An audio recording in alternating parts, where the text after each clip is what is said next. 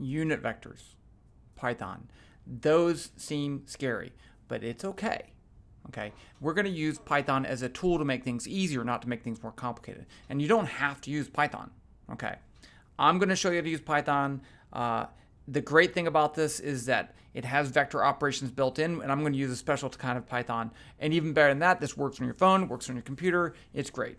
Okay, so what we want to do is to find the electric field due to point charges, and I'm going to have 3 examples to do this. So here is a point charge of 3 nanocoulombs at the origin. I'm going to start off simple, and I want to find the electric field at this point up here, where the vector from the charge, which is at the origin, to the observation location is 0.02, 0.03, 0 meters. That's where it is. And so this is my expression for the electric field. The electric field is kq over r squared times r hat. R hat is the unit vector. K is just a constant. Q is the value of the charge, 3 nanocoulombs. And r is the magnitude of that vector, so how far away it is.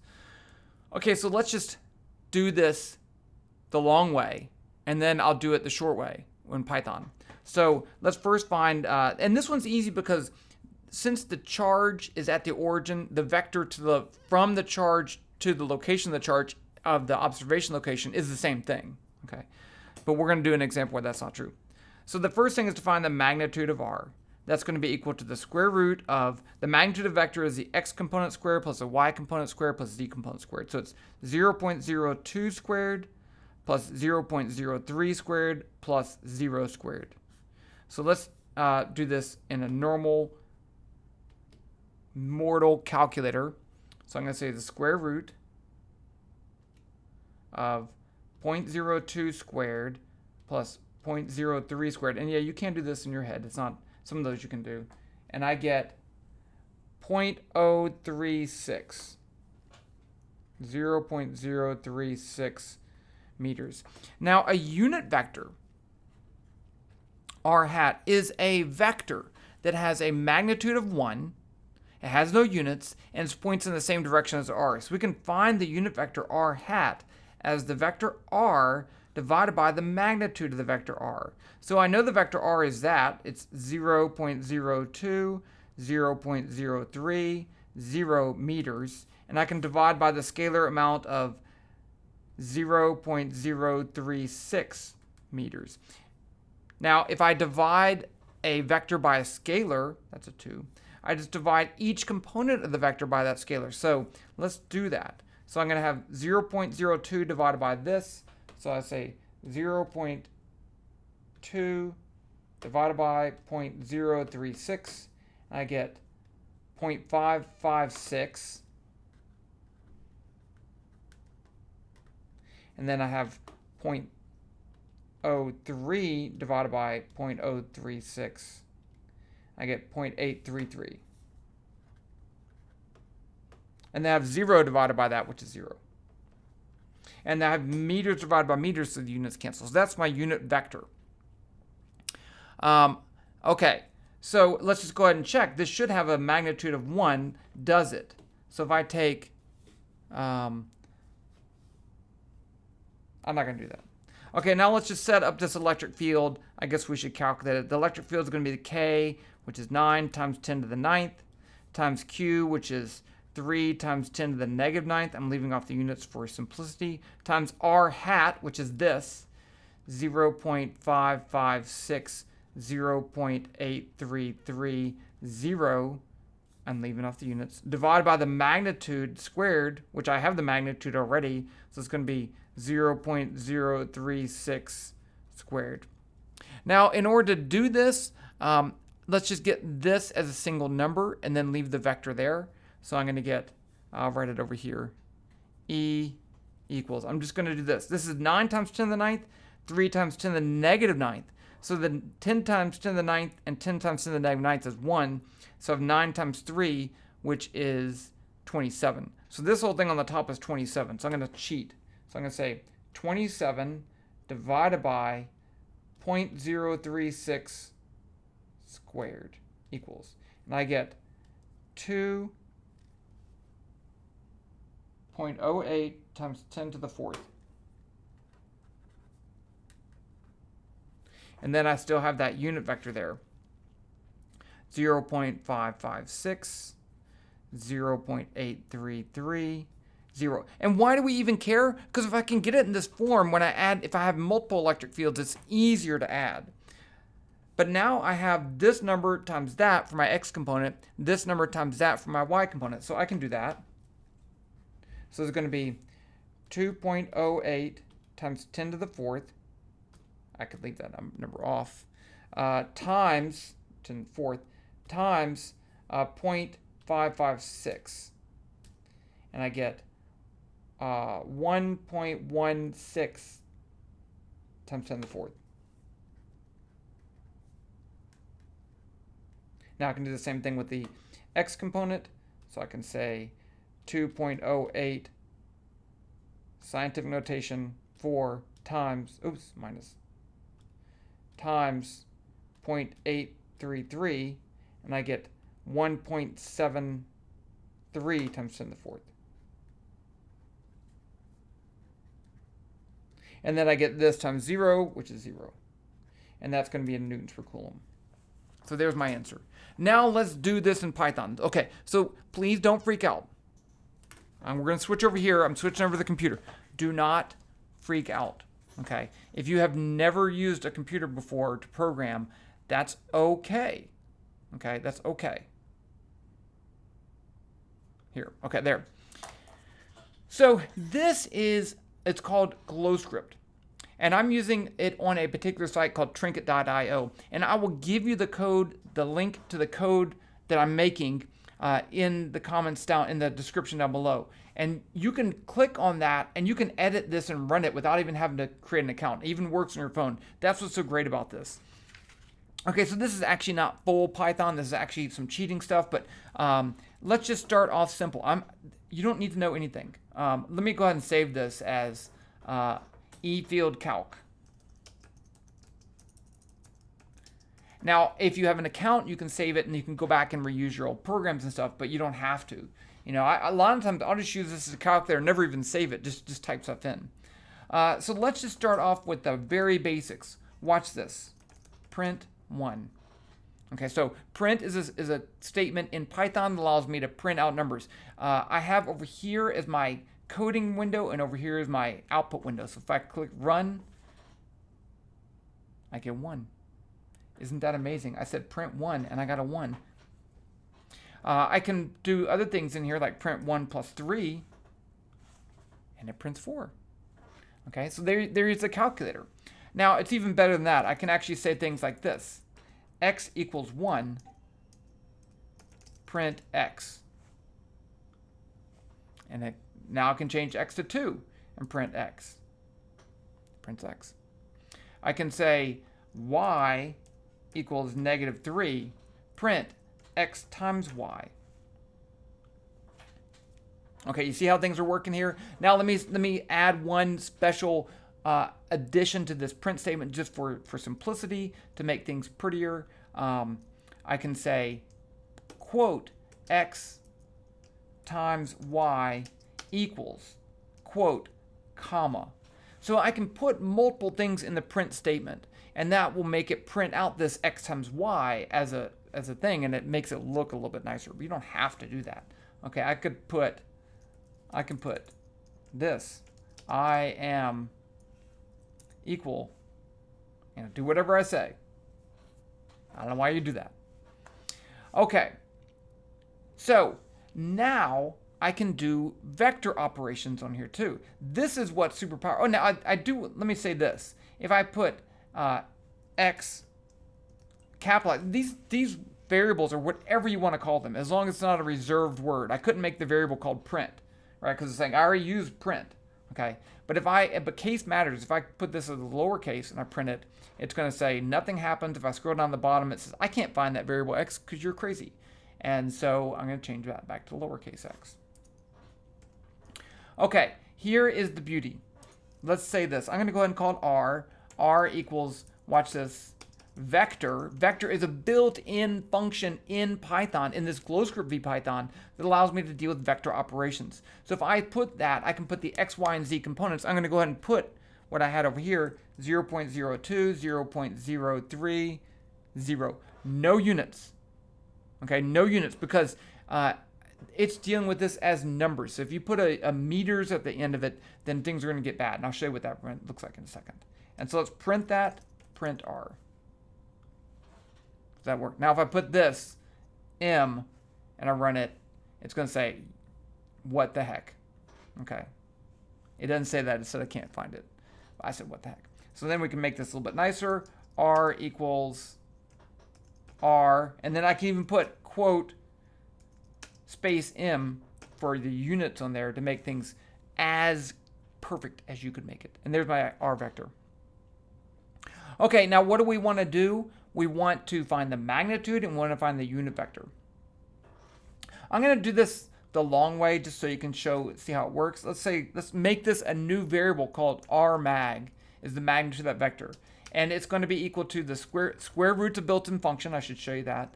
Let's just say Rmag equals square root of 3. And then print Rmag, just so you see how that square root function works. It's a built-in function in Python, and it does indeed work. Okay, so it's going to be the square root of the x component squared plus the y component squared plus the z component squared. You could do this, 0.02. Squared in Python is star 2 plus 0.03 star 2 plus 0 star 2, close parentheses, print Rmag equals quote Rmag, and the units would be in meters. And so we did that. Remember, I did this problem. That's the same thing I got. Okay. Now, but what if I change the value of this, then I have to change these numbers. So I don't actually have to do that. I can say this. I can print watch this, print Rx, R dot X. R dot X is the X component of the vector R. 2. R dot Y is the Y component of the vector R. So I can reference those by saying, changing this to R dot X squared, R dot Y squared, R dot Z squared. And it'll look up that value, and then if I change it, then it changes, but it still works. So there's my magnitude of my vector. But wait, why did I do all that work? Because this is actually a built-in function in Python called mag. If you type mag R, it takes the magnitude of the vector R and sets it equal to wherever you want. So that worked. Okay. Now what about the unit vector? Let's call that R hat. R hat is going to be, we said it was equal to the vector R divided by the magnitude of R. So I'm just going to say R divided by R mag. Print R hat equals R hat. Let's just leave it like that and run it. And there's my unit. That's the exact same unit vector I got. It works. But again, the unit vector is built into Python. I can actually just say norm R. Norm is a built-in function in GlowScript v Python that returns the function, the unit vector of that vector. And so it still works. Let's just go up here, and I'm going to, if you want to put comments, you can by putting a number sign. Let's say this, R equals 2, 3. Now if I run this stuff, things are not going to work, right? Because I'm telling it to print the Y component of R, which doesn't exist. I'm telling it to print the unit vector R, which doesn't exist. And I'm taking the unit vector of a scalar, which you can't do. Okay, so it just doesn't work. So if you do something like that, it won't let you do that. Okay, but now we have R hat, we have everything we need. We can go ahead and do the problem. So let's just, I don't really care about that. Let's go up here and say, let's go up here. K equals 9 times 10 to the 9th. So this is scientific notation in Python. There's a whole bunch of stuff. Is that a little bit bigger? Is that better? That's fine. Let's do it a little bit bigger. Scientific notation in Python is we just use lowercase e. So 9e9 is 9 times 10 to the 9th. Q1, I'm going to call it Q1, is 3e negative 9. And so now I need to calculate the electric field. Let's just do it all at one time. Let's do it down here. E1 equals K times Q1 times R hat, which I could do that one time, divided by the magnitude R mag squared. And let's print that. E1 equals E1 newtons per coulomb. And run it. And I get 1.15 times 10 to the fourth, 1.72 times 10 to the fourth, 0 newtons per coulomb. That's identical to what we got before. It works, right? Which way is better? I think this way is better, right? I mean, you don't even have to print this stuff out. I could delete that. I don't really care. I wouldn't even have to find this R mag and R hat. I could actually even do it like this. Let's delete these. I'm going to get it to work anyway. I'm going to say Q1 times norm R divided by mag R squared. Right? I didn't even have to set those as separate variables. I just did it all at one fell swoop. I run that and I get the same thing. Same thing. Okay, let's go back over here and do another problem. So let me switch to my second problem. And I am over here in the paper. Okay. I'm not going to do this one on paper. We're just going to do it on the computer. So here I moved the charge. It's the same charge, Q. I'll call it Q1. It's 3 nanocoulombs, but now it's not at the origin.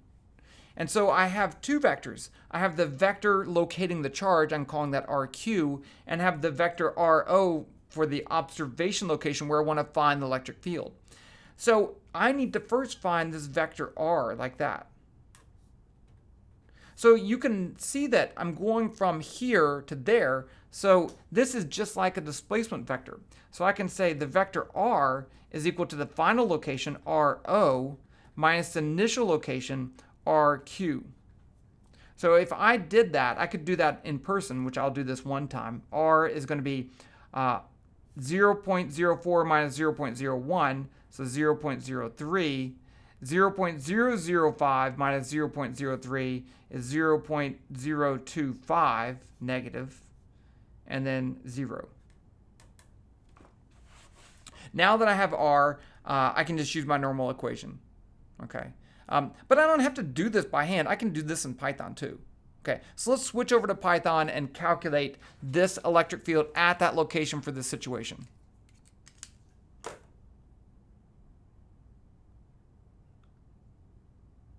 Okay, so I still have the same K, I still have the same Q. Now I have, let's get rid of this R because that's not true. I'm going to say RQ is equal to the vector, I'm just typing 0.01, 0.030. And then I have RO. Be careful about your O's and your zeros, they look the same. RO is the vector 0.04, 0.0050.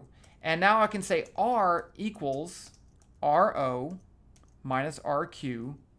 I don't know what it is. I don't know what it is. I don't really care. And then I can say print. Let's just check. R equals R meters. And then down here, everything else is the same. It's the same formula for calculating the electric field, right? I just changed R. So let's run it. So here I get R as 0.03, which is what I had, negative 0.025, which is what I had, and then there's my electric field. That's it. I'm done. Done. I don't know. I feel like there's something more to this problem because it's like, that was super easy. You know, if you were doing this as a test problem and you're using Python, you should still write down all the steps. But once you get to putting in the numbers, if you say R hat and just put R hat there and then do your calculations over here, that's fine. I'm okay with that. I mean, no point doing it the tedious way. I mean, you should do it the tedious way at least once so you really understand it. But after that, move on. Let's grow up. Okay, let's do another problem with two charges. This one will be a lot of fun. Paper view. So see, I already have it typed out. So here I have Q1 is 3 nanocoulombs. Q2 is negative 3 nanocoulombs. So that one's at the origin and that one's not. And I want to find the electric field up here at this location. So that RO, the observation location, is 0.04, 0.01. This RQ1, I can even write it RQ1, is the vector 0, 0, 0. It's at the origin. Okay. RQ2 is on the x-axis 0.02, 0, 0. So in this case, I actually need two R's and two electric fields. So I'm going to have R1 is going to be equal to RO minus RQ1, which is easy. That's just RO. And then R2 is going to be RO minus RQ2. So then I'm going to get two electric fields, and then the total electric field E is going to be E1 plus E2. Well, let's do it. Okay, so go back over here. Let's go ahead and fix the stuff. So there's my RQ1, right? I'm going to put that as RQ1, and it's going to be at the location of vector 1, charge 1, 0, 0, 0. And they got decimal points in there, it doesn't really matter. RO is 4, 1. And this is going to be R1. If you want to print that out, you can, but it doesn't really matter. Be careful about changing up your units and your variables. Make sure you don't, like if I ran this right now, it'd give me an error because I'm using R down there, but I changed it to R1. See if I run it, it's going to say, you are crazy. Can't find RQ. Can't find stuff. Okay. So let's go ahead and fix E1. So E1 is K times Q1. That's cool. Norm R1, mag R1. And then I can print it. And I made another mistake. RQ1. See? Made a mistake. Okay, there. There's an R1, which I don't really care about. I already knew that. And there's an electric field due to charge 1. That's not the total, though. So now let's go back over here and add in RQ, or let's say Q2 is -3 times 10 to the negative 9th. RQ2 is going to be equal to the vector, oh, don't put 2, equals the vector, I can't remember, 0.0200. And now down here, I can just do the exact same thing. I can say E2 equals K times Q2 times, I didn't find R2. R2 equals RO minus RQ2. Norm R2 divided by mag R2 squared. And let's print it. Print E2 equals E2 newtons per coulomb. And then E equals E1 plus E2. Print E equals E newtons per coulomb. And let's run it. So there's E1, there's E2, add those two. I don't need to do it. It did it for me, right? And there I have my electric field, and that seems to be correct.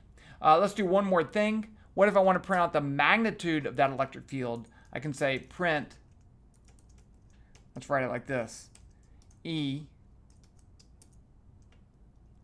so it looks like a magnitude, equals mag E. I can print out the magnitude of a vector.